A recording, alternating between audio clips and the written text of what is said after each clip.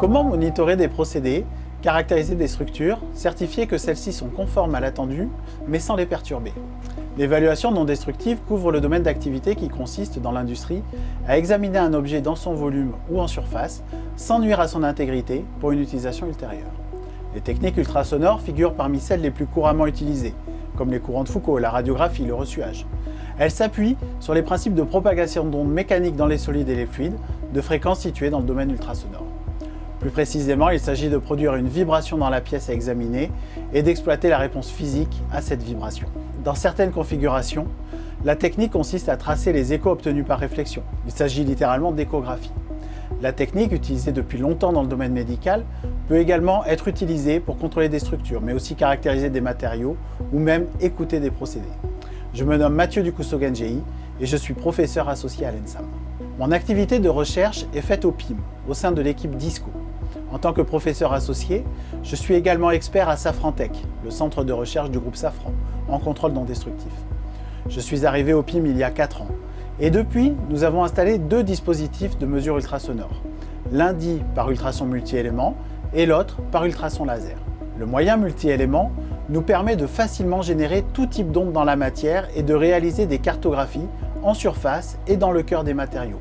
On l'utilise en routine pour vérifier la qualité à cœur de matériaux issus de fabrication additive ou de composite, mais aussi pour suivre en temps réel des procédés du laboratoire.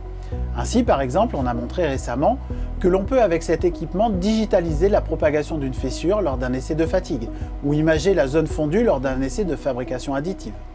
Dans ces configurations, on a des résolutions de quelques dizaines de micromètres et des fréquences d'acquisition de plusieurs dizaines de hertz. Le moyen d'ultrason laser nous permet de monter bien plus haut en fréquence jusqu'à 80 Hz. Les ultrasons reposent sur l'absorption d'une impulsion lumineuse en surface d'un échantillon ou d'une structure. Ce dépôt d'énergie lumineuse crée une élévation thermique qui dilate totalement la matière et va engendrer une propagation d'ultrasons. Les ondes sont ensuite détectées grâce à un interféromètre laser. On est donc sur un moyen entièrement sans contact. On utilise cet équipement en particulier pour caractériser finement les matériaux et les procédés. Parmi nos sujets d'études actuels, nous nous intéressons à la mesure des tenues d'interface sur les matériaux composites ou à la détection volumique de l'amorce de dislocation lors d'essais de fatigue ultrasonique. Bien sûr, les 2 moyens d'étude peuvent être couplés entre eux ou avec un autre équipement du laboratoire. Ainsi, un dernier aspect de mes recherches concerne l'étude physique de l'interaction d'ondes entre une onde de choc générée par laser sur la plateforme Héphaïstos et une onde ultrasonore générée par multi-éléments ou ultrason laser. On a ainsi démontré récemment que l'on pouvait imager la propagation d'une onde de choc dans le volume d'un échantillon métallique. Dans ces travaux, nous avons mis en évidence plein de phénomènes physiques originaux, comme par exemple une configuration où des ondes ultrasonores peuvent être transmises sur un choc, mais pas réfléchies. Nous cherchons à présent à mettre en évidence la réflexion de Mach dans les solides, une réflexion d'onde où les lois de Snell-Descartes ne sont plus respectées et où une 3e onde, le pied de Mach, apparaît. Ces lois sont connues et observées de longue date dans les gaz et les fluides, mais jamais encore observées dans les solides. On y est presque.